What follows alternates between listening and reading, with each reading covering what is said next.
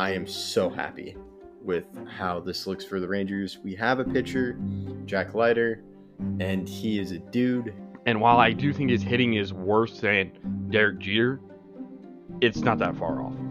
You're not mentioning 2006. You can mention the other people, not 2006. Oh, just because I bought the best soap doesn't mean your room's going to be clean. It just leaves it to where I don't believe that the Canadians had a shot. I really don't like the Clippers just kind of sending it in when they're like...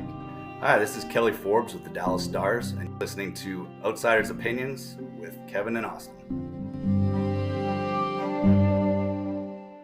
What's up, y'all? Welcome to our NBA Opinions of the Week. I'm Kevin. I'm joined by the man that I'm sure, of course, watched this on Christmas as it was the Lakers-Warriors. I know we're about a month late to it, but these are two teams that are have had a long-standing history recently, and it's because of Steph Curry and LeBron James. But Austin, your thoughts on if they make a major move? I think that one of the two will. That's why I said and or in the title, because I don't know if both will, but these teams are kind of stuck in no man's land at the moment where they're good enough to compete and potentially make the playoffs, but they're not good enough to contend for a title. And I think that's all what Curry and LeBron want to do at this point is contend for titles. And I know that Curry's been with the Warriors his entire career, and he'd want to stay there and have success there if possible. But I do think that one of these teams will make a major trade. And I think a major trade is not like he doesn't necessarily have to be an all-star this season, but an all-star caliber player. It's not Dennis Schroeder or Dorian Finney-Smith. It's a more significant player than that. Okay, yeah, that was going to be my next question of major move. And by major move, does it have to be an addition or can it be a subtraction? It can be a subtraction. But again, it would have to for the Warriors, it would have to be Draymond, Curry, or Andrew Wiggins probably are the three that I'd be considering, even though Andrew Wiggins really isn't an all-star caliber player right now. He's close enough to it that's significant. And he was pivotal in that championship run. That's true. And then for the Lakers, it'd have to be AD or Bron. If they did a subtraction, it'd have to be AD or Bron. I'm trying to think. Or Austin Reeves. Austin Reeves, I think, would also be where I would say, yeah, that's a major subtraction. Yeah. Because as we look at the NBA standings, the Lakers are the 5 seed right But they're now. 11 games back of the 1 seed. Yeah. And they're not that far off of just being out of it like the Golden State is. Golden State's 14 games back. The Lakers are 11 games back. So there's only 3 games separating these two teams. And obviously how they do before the trade deadline will impact whether they're going to make a trade or not. But what are your thoughts on the whole ordeal? Yeah, so that's why I asked about the subtraction, because I think we could see the Warriors do a subtraction, but do something to where it's like a subtraction and addition. Like they trade Wiggins. I don't see him trading Draymond, but they trade Wiggins for someone. And looking at the standings as well, it's like, what do they really get? Like, who do they get is the question. To me, I don't see the Warriors making a move. I think they're going to trust their guys and just trust Curry. To me, the team that I wouldn't make a move is the Lakers to me, because there is that LeBron effect of what are they going to do at the deadline. I'm curious to see what happens. You, of course, have that Jimmy Butler saga happening with the Miami Heat, but you also have a team the Nets traded away Dorian, and they just have good players. They don't have a major piece. Apparently, the Bucks have been shopping Bobby Portis and Chris Middleton as well. So that's a team to where I think you could see the Lakers give up picks, maybe Austin Reeves to the Bucks, but that wouldn't really make sense. It could be a 3-team trade. But I view the Lakers just kind of, they are the Lakers, and they're always willing to buy in, while I think the Warriors are more calculated with what they do to spend and what they want to do in the future as well. Yeah, I would say the front office with the Warriors is more consistently good than the Lakers has been.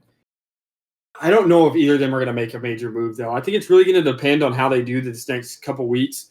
The Warriors have had games where I thought they were going to win, and they ended up not doing it. There's also been the situation with the Warriors were really good at the beginning of the year, and they've been much significantly worse recently.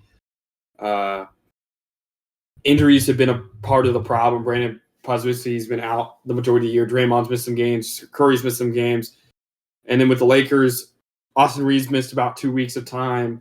AD missed a couple games. LeBron's missed a couple games. But they've been relatively healthy. I'll go with I do not think either of them will make a major trade. But I could definitely see it happening. What are your thoughts? Yeah, it really also depends on who becomes available. Yeah, that's a great talked point. about Jimmy Butler. That's been a whole saga, and it's tough to see. And can they make it work? I could see the Lakers going name hunting, trading for a big guy. I feel if the Warriors will both these teams will probably make trades, but I view the Warriors as kind of buying low, kind of what we saw with Schroeder.